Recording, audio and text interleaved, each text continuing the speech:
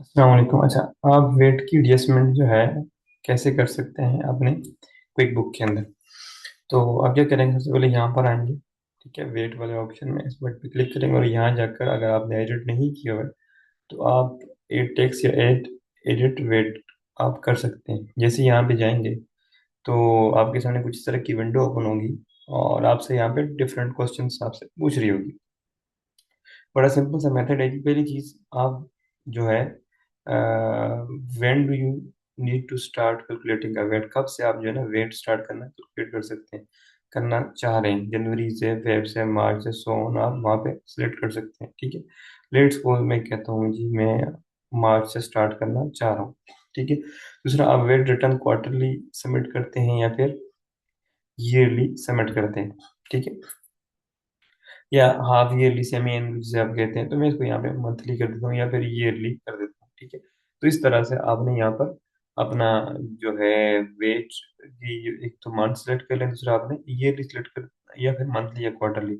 और इसके साथ साथ आपको ये भी पता होना चाहिए कि आप जब वेट सबमिट कर रहे होते हैं या वेट की बात कर रहे होते हैं तो कुछ गुड्स ऐसी होती हैं जो जीरो रेटेड होती हैं, कुछ गुड्स ऐसी होती हैं जो एग्जेम्प्ट होती हैं, कुछ गुड्स सर्विसेज ऐसी होती हैं जिन पे फुल जो है टेक वेट अमाउंट जो कि 15% टू 20% एज पर डिफरेंट जो है अथॉरिटीज चार्ज किया जा रहा था। जैसे अगर मैं बात करूं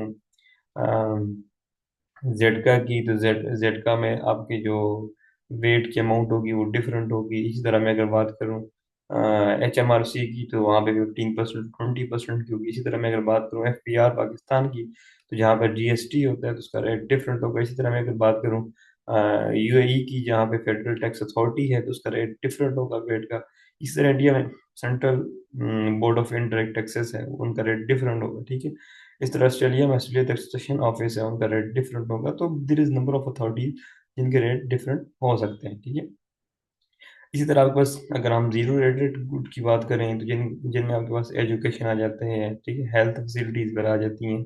ठीक है, ये और जो चिल्ड्रंस की क्लॉथ वगैरह यही चीज़ें हैं, अगर मैं HMRC की बात करें तो ये जीरो रेटेड में आ रही होती हैं। ठीक है, इसी तरह आपके पास एग्जेम्प्ट गुड भी आ रही होती हैं, जिसमें अगर हम बात करें बहुत सारी ऐसी सर्विसेज हैं जो एग्जेम्प्ट होती हैं। ठीक है, जिसमें एजुकेशन हो गई, हेल्थ केयर वगैरह हो गई। ठीक है, ये आपकी वो एजुकेशन है, वो सर्विसेज हैं जो आपकी नॉर्मली जो है एग्जाम्ड होती हैं। ठीक है, एक तो जीरो रेटेड है, एक एग्जाम्ड है। ठीक है, दोनों में डिफरेंट है, एक में टैक्स चार्ज ही नहीं होता, एजुकेशन वगैरह का टैक्स चार्ज ही नहीं होता। एक में जीरो रेटेड, जैसे कि आप गुड्स फूड वगैरह की इस तरह के आइटम सेल कर रहे हैं, तो लोगों को जो फूड आइटम्स हैं, नेसेसिटी ऑफ लाइफ हैं, इजी टू एक्सेस, और उनकी जो कॉस्ट प्राइसेस को कंट्रोल करने के लिए या फिर रिड्यूस करने के लिए, ताकि इजीली जो भी यूज़र हैं वो उनको अवेल कर सकें, तो उस पर जो टैक्स गवर्नमेंट या तो रिड्यूस कर देती है या फिर ज़ीरो कर देती है। इस तरह बहुत सारे आइटम्स पे आपके HMRC ने टैक्स को ज़ीरो कर दिया। यानी टैक्स होता है लेकिन फॉर द टाइम ये उसको ज़ीरो, यानी नो टैक्स। ठीक है, इस तरह आपके पास स्टैंडर्ड रेटेड सप्लाईज होती हैं जिन पे फुल टैक्स चार्ज होता है, जो कि 15% होता है, जिनमें आप इलेक्ट्रॉनिक आइटम्स वगैरह हैं। ठीक है, इसी तरह एग्जेम्प्ट्स में आपकी एक्सपोर्ट्स भी आ जाती हैं। अगर आप फूड वगैरह ये चीज़ें जो है एक्सपोर्ट कर रहे होते हैं तो वो भी आपकी नॉर्मली, सॉरी एग्जाम्प्ट नहीं, जीरो रेटेड रह जाती हैं। एक्सपोर्ट नॉर्मली उस पर वेट वगैरह चार्ज हो रहा होता है, लेकिन ये इन केस ऑफ फूड और these such of items, for the particular period, government may be their level of tax make it zero। ठीक है, इसी तरह आपके पास स्टैंडर्ड रेटेड के बाद आपके पास रिड्यूस रेटेड होती है, जो कि 5% टू 15% में भी कोई भी रेट गवर्नमेंट आपको चार्ज कर सकती है। नॉर्मली 5% होता है रिड्यूस रेटेड, जिसमें आपकी फ्यूल वगैरह और इस तरह की ट्रांसपोर्टेशन, जब आप लोकल पब्लिक ट्रांसपोर्टेशन की बात कर रहे होते हैं, ठीक है, एक डोमेस्टिक ट्रांसपोर्टेशन, पब्लिक ट्रांसपोर्टेशन की बात करते हैं, तो वहाँ पर भी गवर्नमेंट रिड्यूस वेट चार्ज कर रही होती है। तो बहरहाल ये डिफरेंट जो है ना वेट के रेट हैं। आप यहाँ पे जब भी क्विक बुक के अंदर एंट्रीज पास कर रहे होंगे तो एज अकॉर्डिंगली आप अपना वेट जो है वहाँ पे वेट रेट सिलेक्ट कर रहे होंगे। ठीक है, बहरहाल यहाँ पे अगर हम वेट की बात करते हैं तो आप मंथ सेलेक्ट करेंगे कहाँ से आप वेट करना कैलकुलेट करना स्टार्ट कर रहे हैं, सेकेंडली आप यहाँ पे ईयरली या सेवन ईयरली या क्वार्टरली, मोस्टली क्वार्टरली होता है क्योंकि हम HMRC की बात करते हैं तो क्वार्टरली होता है, ठीक है। तो आप इसको सिलेक्ट करेंगे, उसके बाद आप विच अकाउंटिंग सिंपली यू तो मेरे को स्टैंडर्ड, ठीक है। एक होता है आपके पास अक्रूवल अकाउंटिंग और एक होता है कैश अकाउंटिंग, ठीक है। अक्रूवल अकाउंटिंग और कैश अकाउंटिंग, जब हम क्विक बुक की बात करते हैं तो ये आपकी अक्रूवल अकाउंटिंग पे वेट को कैलकुलेट कर रही होती है, ठीक है। अक्रूवल अकाउंटिंग कहती है कि जिस पीरियड का एक्सपेंस है, जिस मंथ का एक्सपेंस है ना, उसको वहीं रिकॉर्ड कर दो।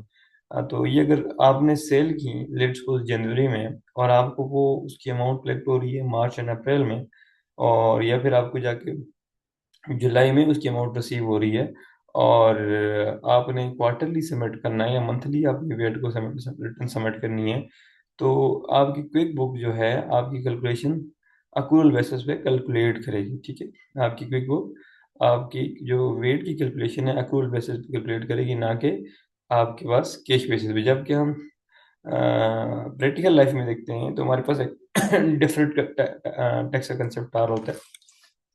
वो इसीलिए आ रहा होता है कि हमारे टैक्स कलेक्शन में हम और जो है सम टाइम हम एसेट परचेज कर लेते हैं और गवर्नमेंट जो है ना हमें वन टाइम ही तो हम तक रिलीफ दे देती है। तो वहाँ पर हमें डिफरेंट टैक्स को अपने जो है डिफर्ड करना पड़ता है। इसी तरह सम टाइम गवर्नमेंट हमसे टैक्स ले लेती है, ठीक है। कुछ ऐसे हमारे लॉसेस होते हैं जो हम अपनी इनकम स्टेटमेंट में तो as according to matching concept हम उसको वहाँ पे वो कर लेते हैं, ठीक है। जैसे हम प्रोविजन वगैरह किसी बेड रेट प्रोविजन वगैरह किसी कस्टमर का गए या फिर किसी ओवरऑल जनरल एक प्रोविजन बुक करते हैं, तो हम उसको अपना एक्सपेंस ट्रीट करते हैं। लेकिन HMRC आपको उसके अकॉर्डिंग कहती है कि आपका एक्चुअल सच में लॉस हो गया, तो आप कहते नहीं हमने जस्ट प्रोविजन बुक किया, तो आपकी जो ये प्रोविजन है आपकी HMRC इसको क्या करती है, वो एड बैक करवा के आपसे टैक्स कैलकुलेट करती है। वो कहती है जब आपको ये प्रोविजन हो जाएगी, यानी आपका जब एक्चुअल में लॉस हो जाएगा तो हम आपको रिलीफ दे देंगे। तो बहरहाल बात कर रहे थे स्टैंडर्ड और कैश बेसिस पे, तो जो आपकी क्विक बुक है ये आपके जो वेट कैलकुलेट करती है on the basis of accrual, ठीक है, नॉट अ कैश बेसिस। मतलब उसके बाद आप स्टैंडर्ड सेलेक्ट करने के बाद, ठीक है, आप जो भी अपना वेट का सेशन नंबर है, ठीक है, मैंने एक डमी से अपना ही कॉन्टेक्ट नंबर यहाँ पे यहाँ पर एंटर कर दिया, ठीक है। आप कुछ कोई भी नंबर यहाँ पर एंटर कर सकते हैं, ठीक। उसके बाद आप बरल यहाँ तक सेलेक्ट करने के बाद सेव कर लेंगे। तो सेव करने के बाद आप जैसे ही सेव करेंगे तो आपके सामने यहाँ आपके वेट की कुछ इस तरह की विंडो आपके सामने ओपन हो जाएगी, ठीक है। इसी तरह जब आप चार्ट ऑफ अकाउंट्स के अंदर आते हैं, ठीक है, वहाँ पे देखिएगा चार्ट ऑफ, बल्कि यहाँ से आप सेटिंग्स डायरेक्ट जा सकते हैं चार्ट ऑफ अकाउंट के अंदर।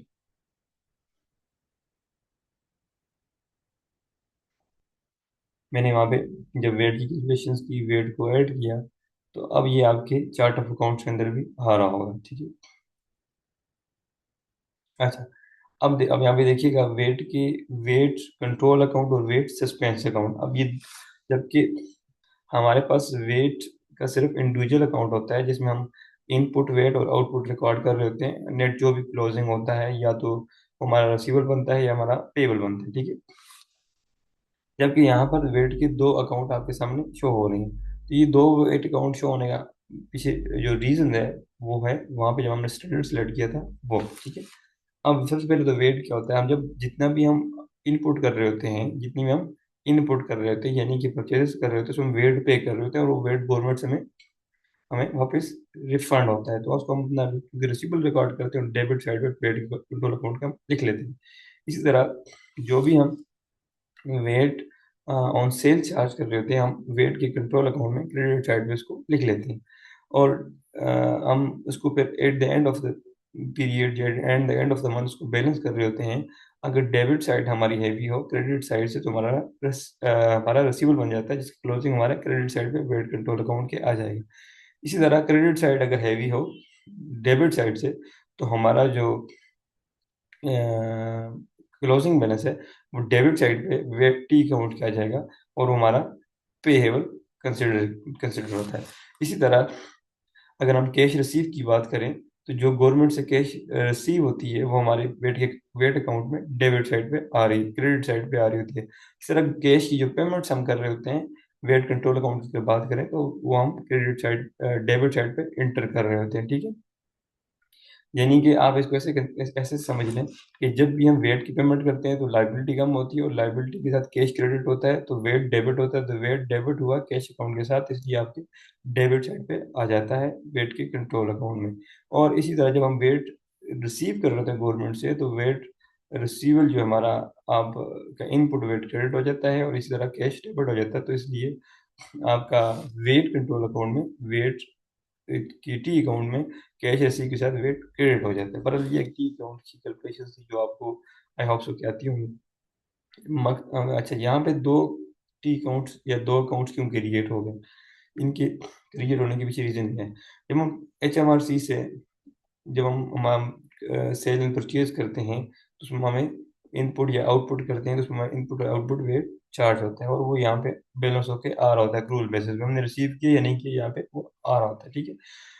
जब हम at the end of the month online quick book से अपनी वेट रिटर्न फाइल करते हैं, और जो भी हमारा रिसीवेबल या पेबल जो क्लोजिंग होता है वो वेट कंट्रोल अकाउंट से उठकर वेट सस्पेंस अकाउंट में आ जाता है। तो I think I hope so कि now it's clear to you कि why there is a two accounts of weight, weight control and weight session. ठीक है। अस्सलाम वालेकुम।